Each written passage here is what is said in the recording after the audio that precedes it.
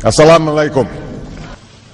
Many other Americans have Muslims in their families or have lived in a Muslim majority country. I know because I am one of them. But my father came from a Kenyan family that includes generations of Muslims. As a boy, I spent several years in Indonesia and heard the call of the azan at the break of dawn. I have known Islam on 3 continents before coming to the region where it was first revealed. That experience guides my conviction. You're absolutely right that John McCain has not talked about my Muslim faith.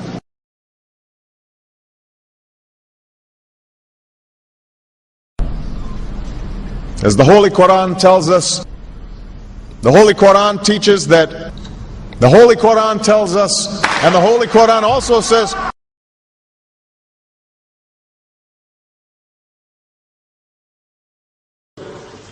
we will convey our deep appreciation for the Islamic faith, which has done so much over the centuries to shape the world. I would like to speak directly to the people and leaders of the Islamic Republic of Iran. Their great and celebrated culture. Over many centuries, your art, your music, literature, and innovation have made the world a better and more beautiful place. We know that you are a great civilization, and your accomplishments have earned the respect of the United States and the world. I also know civilization's debt to Islam. It was Islam at places like Uluzar that carried the light of learning through so many centuries, paving the way for Europe's Renaissance and Enlightenment. It was innovation in Muslim communities that developed the order of algebra, our magnetic compass and tools of navigation, our mastery of pens and printing, our understanding of how disease spreads and how it can be healed. Islamic culture has given us majestic arches and soaring spires, timeless poetry and cherished music, elegant calligraphy, and places of peaceful contemplation.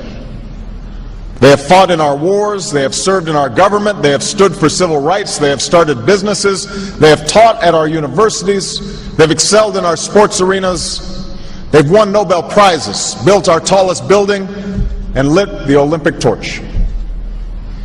And when the first Muslim American was recently elected to Congress, he took the oath to defend our Constitution using the same Holy Quran.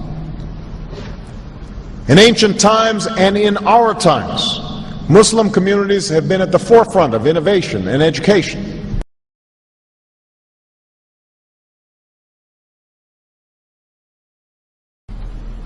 Islam is not part of the problem in combating violent extremism. It is an important part of promoting peace. The enduring faith of over 1 billion people is so much bigger than the narrow hatred of a few. In the United States, rules on charitable giving have made it harder for Muslims to fulfill their religious obligation. That's why I'm committed to working with American Muslims to ensure that they can fulfill zakat. It is important for Western countries to avoid impeding Muslim citizens from practicing religion as they see fit. And I consider it part of my responsibility as President of the United States to fight against negative stereotypes of Islam wherever they appear.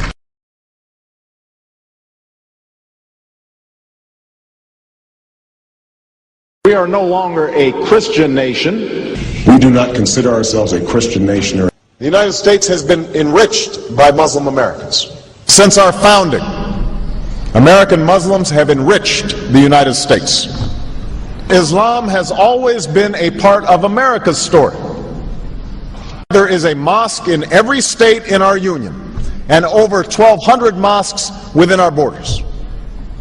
One of the points I want to make is that if you actually took the number of Muslims Americans, we'd be one of the largest Muslim countries in the world. Let there be no doubt, Islam is a part of America.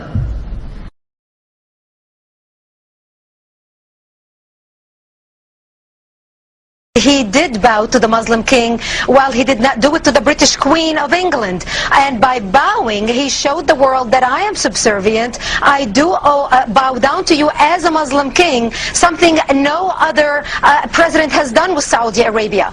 The Saudi king is his peer. He is not his subordinate in order to bow for him. And this is exactly what Obama did. Usually it is out of respect that someone would nod his head when bowing to royalty, and the ladies will give curtsy. But Obama went beyond what is required as a head of state and bowed to the Saudi king, and that's unacceptable. It sent the wrong symbol. When you say it sends the wrong signal, what signal do you think it sends? It sent a message that Islam is superior to any other master or king or president in the world, that an American president bowed to a Muslim king. It also sent a message that terrorism and jihadism is giving Islam the respect it should have on the world stage, to the point that it made an American president, for the first time in history, bow to a Muslim king.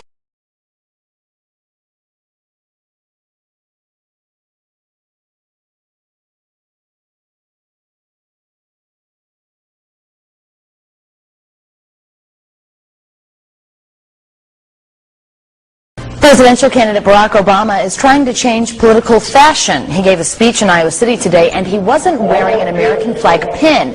Those pins have become synonymous with politicians since 9/11. Obama says he doesn't like how the pin has come to represent patriotism in America.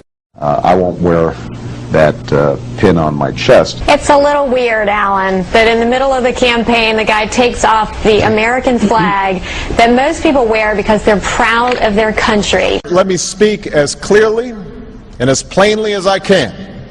America is not and never will be at war with Islam.